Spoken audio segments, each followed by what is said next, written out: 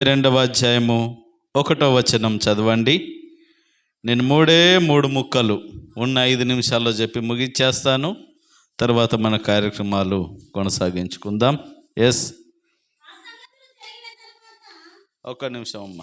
అన్న పెద్దన్న ఉసుకో పెట్టినరా? రైట్, చదవక ఇప్పుడు చదువు. ఆ సంగతులు జరిగిన తర్వాత, ఆగండి, ఏ సంగతులు జరిగిన తర్వాత? ఆ సంగతులు అంటే ఏంటో పోయిన వారం వచ్చిన వాళ్ళకి తెలుస్తుంది. పోయిన ఆదివారం ఎంతమంది వచ్చినారు, ఎంతమంది డుమ్మాలు కొట్టినారు? డుమ్మాలు కొట్టిన వాళ్ళకి తెలీదు ఆ సంగతులు అంటే ఏ సంగతులు. పోయిన వారం ఏమేమి నేర్చుకున్నాం? ఇస్సాకు ఏడు వచ్చినాడమ్మా, నువ్వు కూడా రాలేదా? వినలేదైతే వాక్యం. ఇస్మాయేలు గురించి, హాగరు, ఇస్మాయేలు. తర్వాత బేర్షెబాలో స్థలాన్ని వెల ఇచ్చి కొనడం గురించి కొన్ని ప్రాముఖ్యమైనటువంటి విషయాలు 21వ అధ్యాయంలో మనం నేర్చుకోవడం జరిగింది. దరిదాపుగా క్రైస్తవ సమాజం అంతటికి కూడా ఆదికాండం 22వ అధ్యాయము తెలియని వారంటూ ఎవరు లేరు, అందరికీ తెలిసిందే.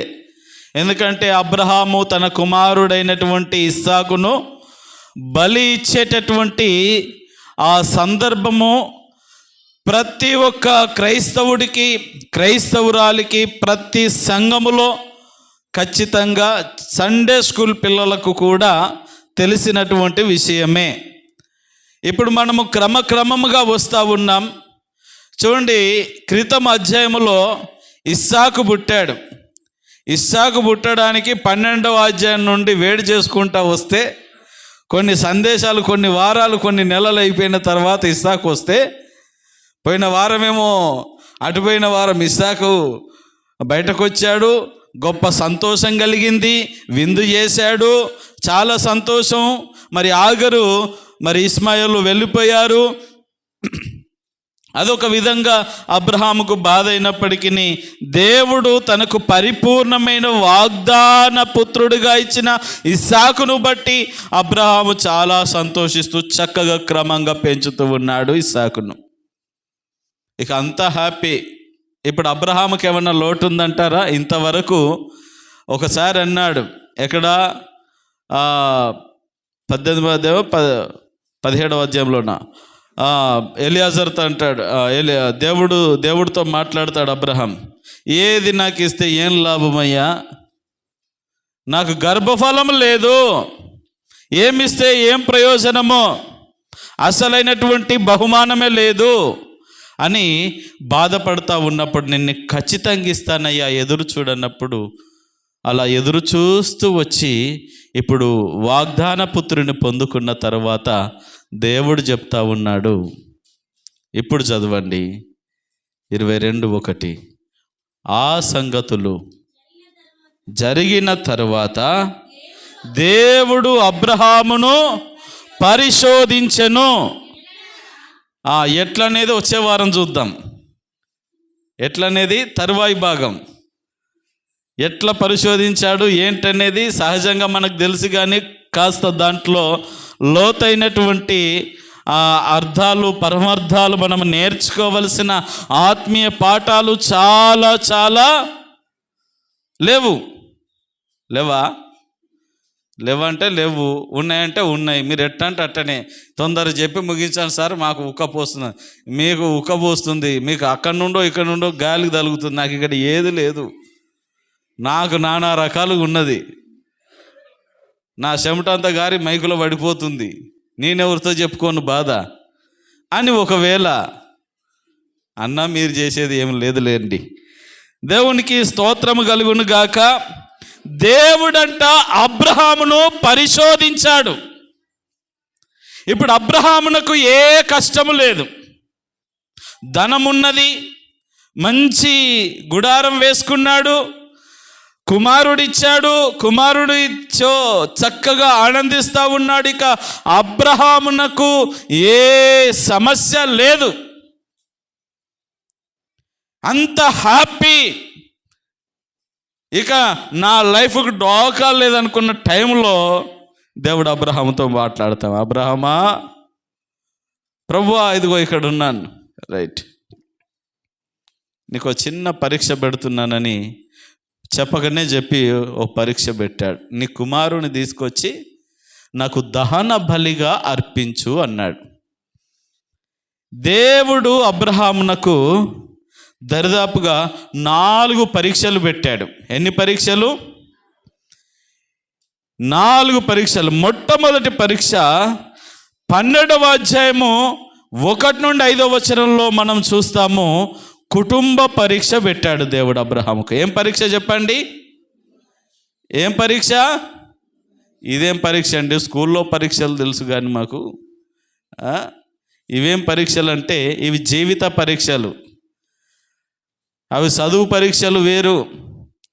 చదువుకునే పరీక్షల్లో 10th క్లాసు వెళ్తేనే, దాంట్లో పాస్ అవుతేనే ఇంటర్మీడియట్కి వెళ్తారు, ఇంటర్లో వెళ్తేనే డిగ్రీకి వెళ్తారు. అలా పైకి వెళ్ళాలి అంటే పరీక్ష చాలా ప్రాముఖ్యం. పరీక్ష లేకపోతే ఏ వ్యక్తి కూడా జీవితంలో కానీ లేకపోతే తరగతిలో కానీ పైకి ఎదగడము ఉండదు. అందుకే కొన్నిసార్లు మనకు అనిపిస్తాయి, ఎందుకు నాయనా ఈ కష్టము, ఎందుకు నాయనా నాకు ఈ పరీక్ష. ఆ పరీక్ష నీ దగ్గరికి ఎందుకు వచ్చిందంటే నిన్ను ప్రమోట్ చేయడానికి, ఇంకొక మెట్టు ఎదగడానికి, ఎక్కడానికి, వర్ధిల్లడానికి, ఉన్నతమైన స్థితిని నువ్వు సంపాదించుకోవడానికి దేవుడు పెట్టే కొన్ని పరీక్షలు ఉంటాయి. ప్రేమన దేవుని బిడ్డలారా, జ్ఞాపకం చేసుకుందాం. ఈ అబ్రహామునకు ఈ 4 పరీక్షల్లో మొదటి పరీక్ష దేవుడు ఏం పెట్టాడంటే కుటుంబ పరీక్ష. కుటుంబ పరీక్ష ఏంటి సార్ అని అంటే, నీ తల్లిని, నీ తండ్రిని, నీ బంధు జనాలను అన్నిటిని వదిలిపెట్టి రావాలా. భార్య భర్తలు ఇద్దరు కట్టుబట్టలతో బయటకు వచ్చేసారు. తండ్రితో ఉన్నాడు కొంతకాలం, ఆశీర్వాదం లేదు. ఎప్పుడైతే తండ్రి పరదేశులము ప్రియులారా అన్న తర్వాత అప్పుడు ఇంకా తండ్రిని ఒకసారి ఊరు నుండి బయటకు వచ్చాడు కానీ తండ్రిని వదిలిపెట్టలే. తండ్రిని కూడా విడిచిపెట్టమని దేవుడు ఆదేశించాడు. ఈయన వదిలిపెట్టలే. కొంతకాలం తర్వాత ముసలైన పరదేశులము ప్రియులారా అన్నాడు, పాట పాడించుకున్నాడు, అయిపోయింది. అప్పుడు మరలా దేవుడు చెప్పాడు, ఇప్పుడు బయలుదేరుతావా? ఇక్కడి నుండి బయలుదేరుతాను ప్రభు. తన దేవుని మాట కొరకు తన కుటుంబాన్ని, రక్త సంబంధికులను, బంధువులను, మిత్రులను అందరిని వదిలిపెట్టేసి వచ్చాడు. ఈ కుటుంబ పరీక్షలో అబ్రహాము పాస్ అయ్యాడు. రెండవ పరీక్ష చూద్దాం. రెండవ పరీక్ష అదే 12వ అధ్యాయంలో 10 నుండి 20 వచనాల్లో చూస్తే కరువులో పరీక్షించాడు. కరువు ద్వారా తానుంటున్నటువంటి ప్రాంతంలో గొప్ప కరువు వచ్చింది. ఏం కరువు? మామూలు కరువు కాదమ్మా. తినడానికి తిండి దొరకలేదు, తాగడానికి నీళ్లు దొరకడం లేదు. ఎంతకాలం అంట, నేను నా భార్య ఇదిగో లోతు ఉన్నాడు, వాళ్ళ సంతానం ఉన్నారు, పని వాళ్ళు ఉన్నారు, ఈ పశువుల మందలున్నాయి, ఎలా అనేసి ఏం చేశాడంటే ఏమెన్నుకున్నాడు? ఐగుప్తుని ఎన్నుకొని ఐగుప్తుకి వెళ్ళాడు. ఐగుప్తులో పడిన తిప్పలు ఇన్నన్ని కాదు, ముక్కు తిప్పలు పెట్టి 3 చెల్ర నీళ్లు తాగిచ్చాడు దేవుడు. తాగాడా లేదా? ఫరో వలన చాలా తిప్పలు పడ్డాడు. ఒక అనుభవం వచ్చింది అబ్రహామునకు. అదే కరువులో దేవుని మీద ఆధారపడి, దేవా నీవే నాకు దిక్కు అని అంటే దేవుడు ఇంకా ఏ మార్గము తెరుస్తుండేనో. ఎందుకంటే మన దేవునికి అసాధ్యమైనది ఏమీ లేదు. కానీ ఆ కరువులో దేవుడు పరీక్షించాడు. ఈ కరువులో, ఈ పరీక్షలో కూడా అబ్రహాం పాస్ అయ్యాడని చెప్పాలి. చేసింది పొరపాటు కానీ మరలా దేవుని మీద, అయ్యా అక్కడ వ్యతిరేకంగా ఉన్నది నాకు పరిస్థితి, నా భార్యను వాళ్ళు తీసుకెళ్లారు, నీ మీద ఆధారపడుతున్నానంటే ఫరోను మొత్తి పంపించేశాడు. ఈ ఫరో గారు మళ్ళీ పెళ్లి చేసి కట్న కానుకలు పెట్టి పంపించేశాడు అబ్రహామునకు. ఈ రీతిగా ఎక్కడికి వెళ్ళినా అక్కడ ఆశీర్వాదం పొందుకొని ఒక మెట్టు ఎక్కుతూ వచ్చాడు. 3వ పరీక్ష కంటి పరీక్ష. చెప్పండి, దీన్ని మనం ఏమంటారు అంటే కుటుంబ పరీక్ష, రెండవది పంటి పరీక్ష. ఏంటి కరువు అనంటే ఏంది? కరువు అంటే ఏంది? తినడం లేకపోవడం, తాగడానికి నీళ్ళు లేకపోవడం. ఇక పంటి, సరే కరువు పరీక్ష అనుకోండి, మీరు ఏమన్నా అనుకోండి, నా ఈ కడిచెప్పులు కూడా సరిపోలేగా. తర్వాత 3వది ఏంటంటే కంటి పరీక్ష. 13వ అధ్యాయం 12వ వచనములో ఈ అబ్రహాము లోతు, మనందరికి తెలిసిన విషయాలే క్లుప్తంగా చెప్పి ముగించేస్తాం. ఈ అబ్రహాము లోతు విడిపోతూ ఉన్నారు. కాస్త వాళ్ళ పని వాళ్ళ మధ్యలో ఘర్షణలు వస్తూ ఉన్నాయి, గొడవలు వస్తూ ఉన్నాయి. బాబు నువ్వు అక్కడ నువ్వు ఎడమ చేదు సైడ్ వెళ్ళావంటే నేను కుడి చేదు సైడ్ వెళ్తాను, నువ్వు లెఫ్ట్కి వెళ్తే నేను రైటు, ఎక్కడో చూసుకో అని చెప్పాడు. ఈ లోతేమో మంచి ప్రాంతముగా ఉన్నటువంటి యోర్దాను వైపు చూసి సొదొమకి వెళ్ళిపోయాడు. కానీ అబ్రహాము దేవుని సన్నిధిలో తన గుడారం వేసుకొని హెబ్రోనులో ఉన్నాడు. దేవునికి మహిమ కలుగును గాక. ఇప్పుడు అబ్రహామునకు కూడా ఛాయిస్ ఉన్నది. ఫస్ట్ పెద్దవాళ్ళు ఎవరు? లోతు, అబ్రహాం. ఇద్దరిలో అబ్రహాం. మరి అబ్రహామే ఫస్ట్ ఛాయిస్ తీసుకొని, రే నేను ఫస్ట్ ఎక్కడ వెళ్ళిపోతాను, నువ్వు ఎక్కడ వెళ్ళిపో అని చెప్పొచ్చు కదా. ఆప్షన్ ఉన్నది అబ్రహామునకు. కానీ ఆ ఆప్షన్ తను తీసుకోలేదు, అవకాశం తాను చేజిక్కించుకోలే. ఫస్ట్ లోతుకి ఇచ్చాడు. లోతు ఎన్నుకున్న తర్వాత తను అటువైపు వెళ్తే తిని అటువైపు వెళ్తానన్నాడుగా. ఎక్కడికి వెళ్ళాలి అబ్రహాం? అక్కడే గుడారం వేసుకొని అక్కడే నమ్మకంగా ఉన్నాడు. దేవుడు తనను గొప్ప స్థితిలో ఉంచాడు. దేవునికి మహిమ కలుగును గాక. మనకు కూడా కంటి పరీక్షలు వస్తూ ఉంటే చూసిందల్లా కావాలా, ఏది నచ్చితే అది కొనాలి అంతే.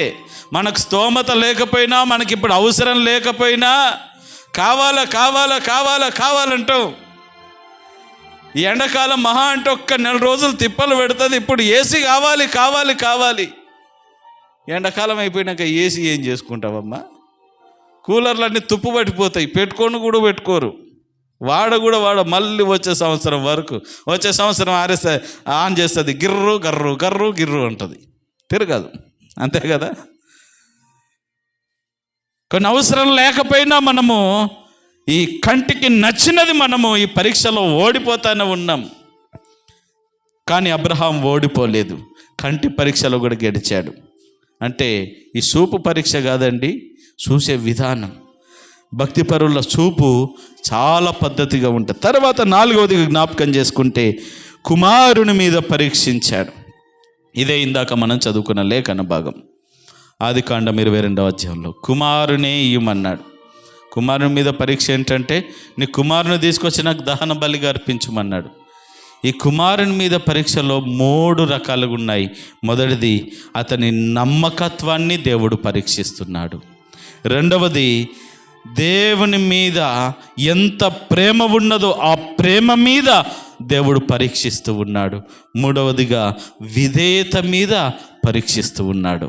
అబ్రహామునకు నా మీద ఎంత ప్రేమ ఉన్నది, ఎంత విధేయత ఉన్నది, ఎంత నమ్మకంగా ఉన్నాడు అని పరీక్షిస్తున్నాడు. దాని కొరకే నీ కుమారుని నాకు దహన బలిగా అర్పించుమన్నాడు.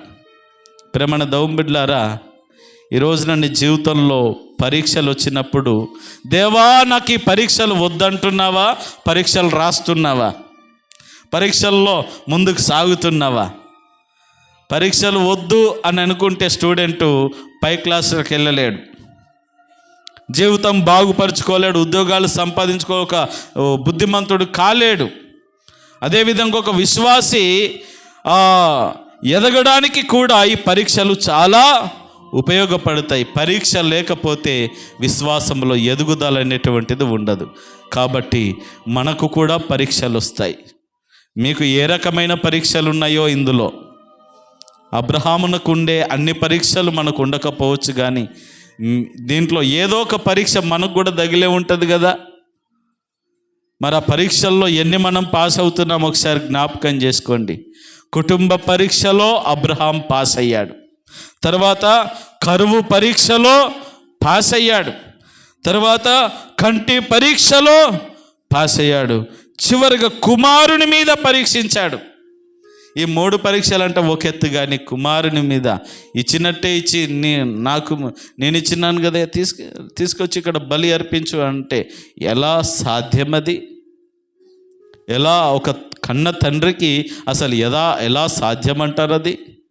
ఆ పరీక్షలో కూడా నెగ్గాడంటే మామూలు వాడు కాదు.